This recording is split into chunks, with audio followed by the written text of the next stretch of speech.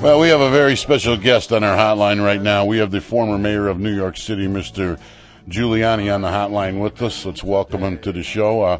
Mr. Giuliani, excuse me, but I spent so much time with you about a year ago.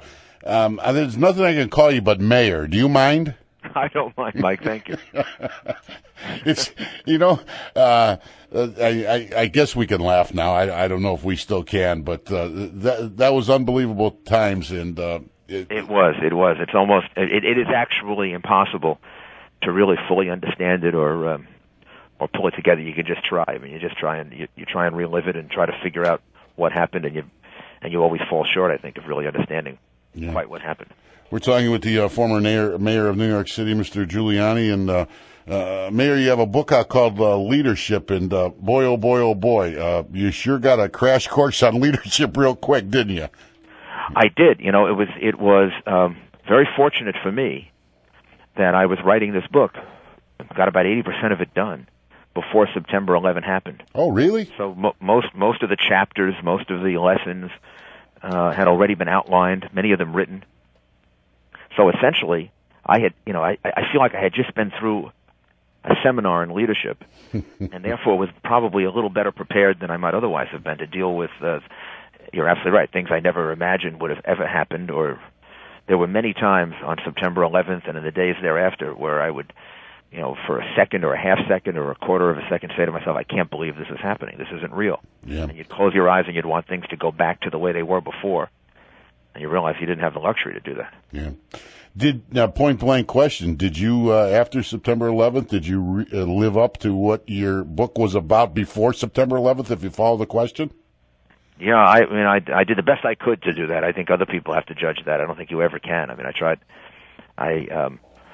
to do the best that I could to make the right decisions, and I have to tell you, there were times in which I wasn't sure I was making the right decisions. I would make them.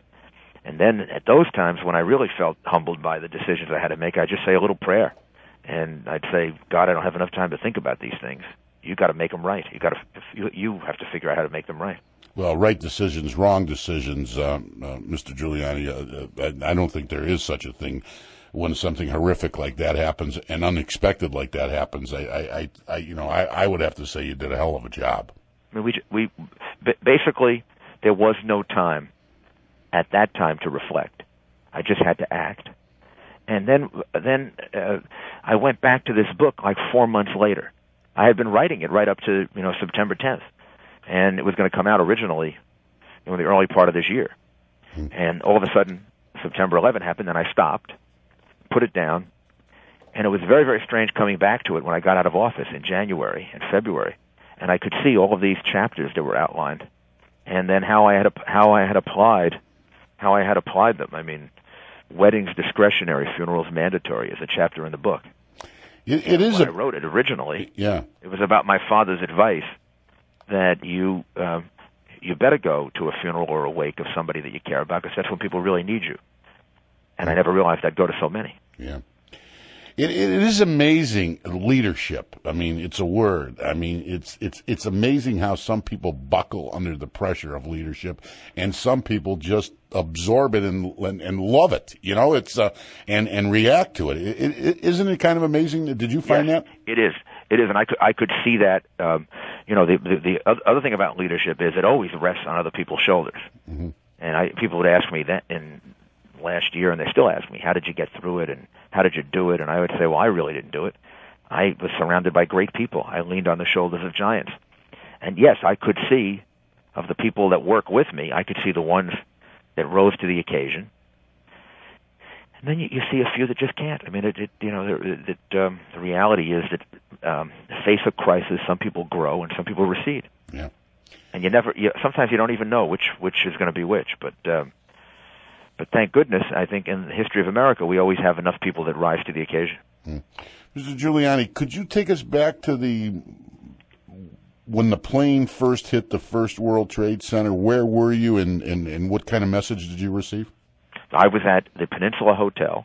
I was finishing a breakfast meeting with Bill Simon, who just ran was Republican candidate for governor of California and a close friend of mine, and my counsel, Dennison Young. and we got notified by the police that we were told originally a twin-engine plane had hit one of the towers, and there was a terrible fire at the top of the World Trade Center. So my original information was not, obviously correct. It was a small plane rather than a large one. And when I went outside, because I rushed down there, I looked up and I saw a beautiful, clear blue sky. And I said to myself, this cannot be an accident. On a beautiful day like this, a plane doesn't get that far off course and hit a building. So from the very beginning, I had a sense this was an intentional act. And then I was about a mile away when the second plane hit, and then was quickly notified that a second plane had hit. And at that point, knew it was a terrorist attack. Mm. But it took a while to get the rest of that information. Yeah. When did you know that did you know, or when did you know that did somebody tell you that those buildings are going to come down? Because I remember watching on television. That was one of the no one thought those buildings would ever come down. Well, I was there. I was there at the fire department command post 20 minutes before it came down, and I could see the debris and I could see the people jumping, but when you looked at the building, you wouldn't have a sense that the building was going to come down. And when the first of the two buildings came down, I was about 2.5 blocks away in an office building on the ground floor, 75 Barclay Street, and we got hit. The building got hit by debris, and we got trapped in it for a while. And that's when I was first notified that one of the towers had come down. Actually, when I was first told that the tower came down, even though I had seen, reverberations like an earthquake and debris on the street, I thought they meant the radio tower at the top of the Twin Towers, not the actual building itself, because the way it was described to me, I was told the tower came down. And then I realized, as we were trapped in the building, that it was, worse than that. Mm.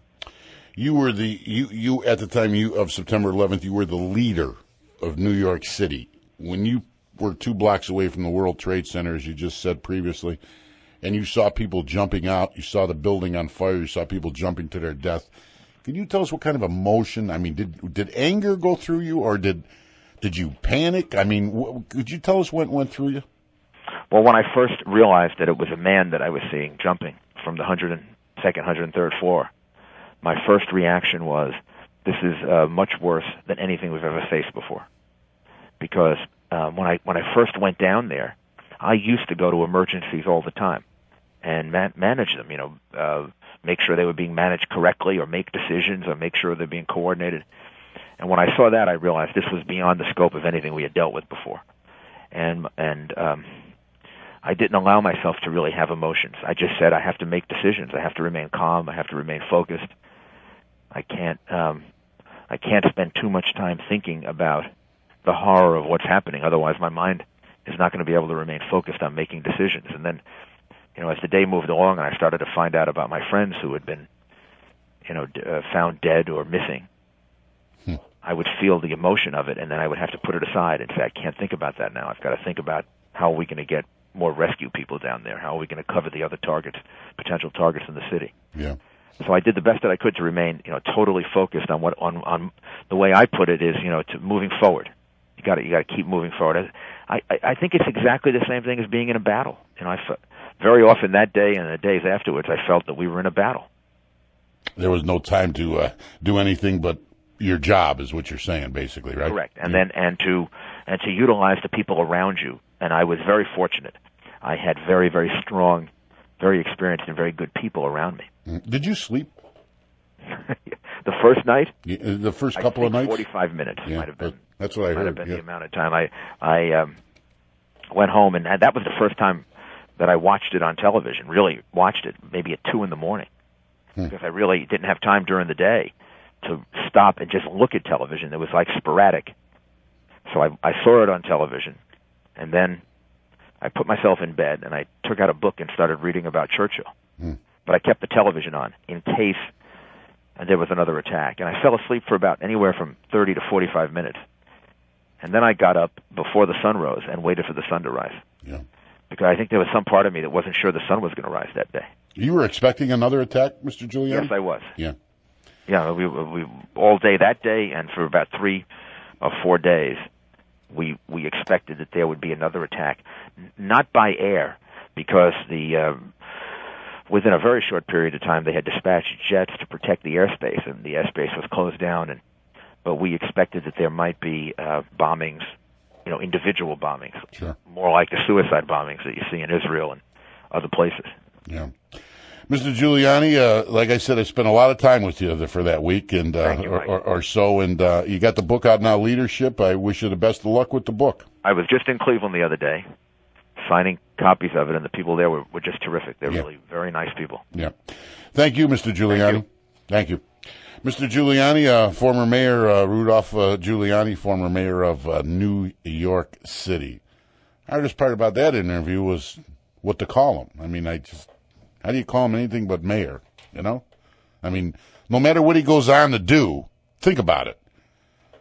Because September 11th is so well, it's just like branded in our brain, isn't it? I mean, close your eyes and think about September 11th.